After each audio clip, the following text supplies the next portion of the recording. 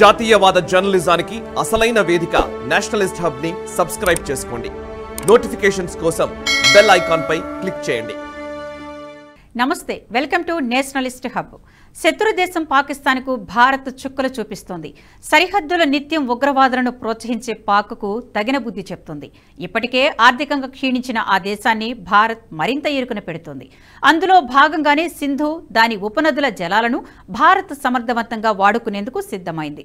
పంజాబ్, జమ్మూ కాశ్మీర్ సరిహద్దులో నిర్మితమవుతున్న షాపూర్ కంది బ్యారేజ్ నిర్మాణం తుది దశకు చేరుకోవడంతో పాకిస్తాన్కు రావి నది నీటి ప్రవాహాన్ని భారత్ నిలిపివేసినట్లు తెలుస్తోంది. పాకిస్తాన్లోకి ప్రవహించే 1150 క్యూసెక్కుల రావి నది నీటిని ఇప్పుడు జమ్మూ కాశ్మీర్లోని కథువా, సాంబా జిల్లాలోని 32,000 హెక్టార్ల భూమికి సాగునీరుగా ఇవ్వనున్నారు. బ్యారేజీ పూర్తి కావడంతో షాపూర్ వద్ద నీటి నిలుపుదల ప్రక్రియ ప్రారంభమైంది. భారత్ పాక్ మధ్య కుదిరిన ఇండస్ వాటర్ ట్రిటీ ప్రకారం భారత్ ఇప్పుడు రావి నది నీటిని సమర్థవంతంగా ఉపయోగించుకోనుంది. గతంలో పాత లఖన్పూర్ డ్యాం నుంచి పాకిస్తాన్ వైపు ప్రవహించే నీళ్లు ఇప్పుడు జమ్మూ కాశ్మీర్, పంజాబ్ ప్రజలకు ఉపయోగపడనున్నాయి. షాపూర్ కంది బ్యారేజీ ప్రాజెక్టుకు 1995లో దివంగత మాజీ ప్రధాని పివి నరసింహారావు పునాదిరాయి వేశారు.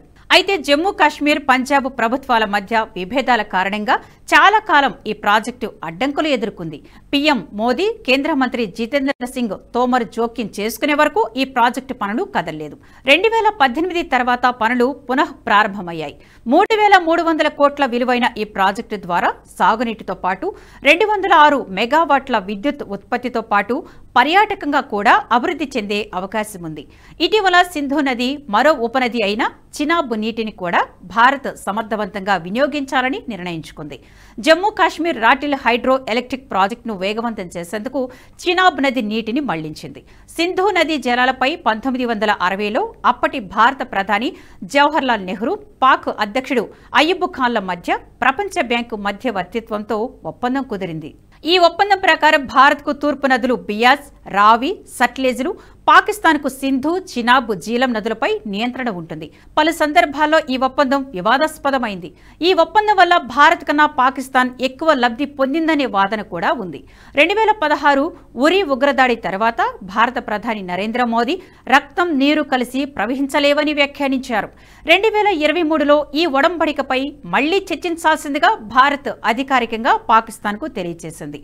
అయితే పాక్ మాత్రం పాత ఇండస్ వాటర్ ట్రిటీ నిర్దేశించిన విధానాలకు కట్టుబడి ఉండాలనే కోరికను వ్యక్తం చేసింది. ప్రస్తుతం ఈ ఒప్పందం అమల్లో లేదు. దీంతో పాక్ నోరు మెదపలేని పరిస్థితిలో ఉంది. అయితే పాకిస్తాన్ గత కొన్ని దశాబ్దాలుగా ఎలాంటి చింత లేకుండా సింధు నది, దాని ఉపనదులు జలాలను దర్జాగా వాడుకుంటోంది.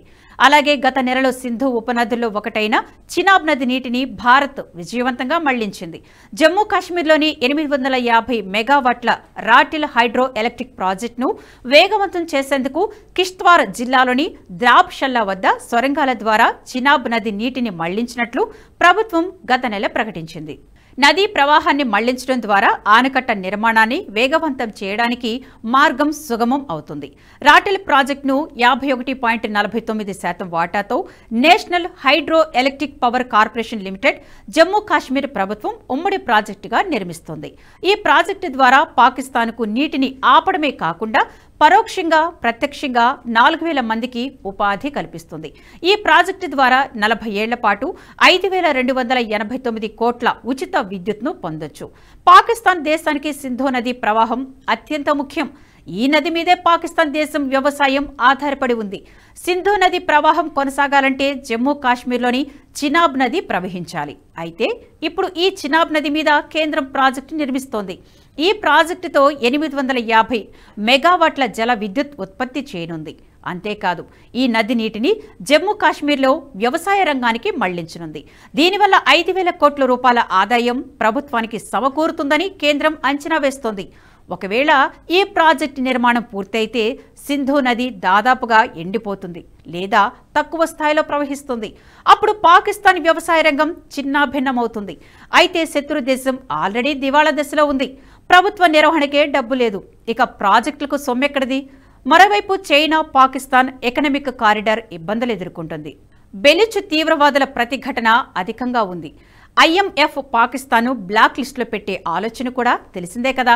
అయితే భారత్ వచ్చే నీటిని అదేమీ అడ్డుకోలేదు. అలాగని ఇండియా నుంచి వచ్చే నీరు ఆగిపోతే నోరు మెదపలేదు. ఎందుకంటే నాటి ఒప్పందం ఇప్పుడు అమల్లో లేదు. గతంలో పాకిస్తాన్ చెప్పినట్టలాడే కాశ్మీర్ పార్టీల వెన్నెముకలు ఆర్టికల్ 370 ఎత్తేసిన తర్వాత విరిగిపోయాయి. కాశ్మీర్ ఉగ్రవాదం వెన్ను విరవాలంటే పాకిస్తాన్ విష ప్రవాహాలకు అడ్డుకట్టలు పడాల్సిందే. అయితే శత్రువును చంపాలంటే బుల్లెట్లు మాత్రమే వాడాల్సిన అవసరం లేదు, తుపాకులే ఉపయోగించాల్సిన అవసరం లేదు. జస్ట్ ఆయుపట్టు తెలుసుకుంటే చాలు. అక్కడ ఒత్తితే కథ మొత్తం మారుతుంది. ప్రస్తుతం పాకిస్తాన్ విషయంలో ప్రధానమంత్రి నరేంద్ర మోదీ అదే చేస్తున్నారు. నోట్ల రద్దుతో పాకిస్తాన్ దొంగ నోట్ల ముఠా ఆట కట్టించారు. పాకిస్తాన్ దేశంలో తలదాచుకుంటున్న ఉగ్రవాదులను బయటి ప్రపంచానికి చూపారు. తర్వాత వారిలో వారే కాల్చుకొని చచ్చారు. ఉగ్రవాద శిబిరాలకు నెలవైన పాకిస్తాన్కు బయటి దేశాల నుంచి ఆర్థిక సహాయం అందకుండా చేశారు. దీనికి అప్పట్లో అమెరికా అధ్యక్షుడు డొనాల్డ్ ట్రంప్ మోదీకి సహకరించారు.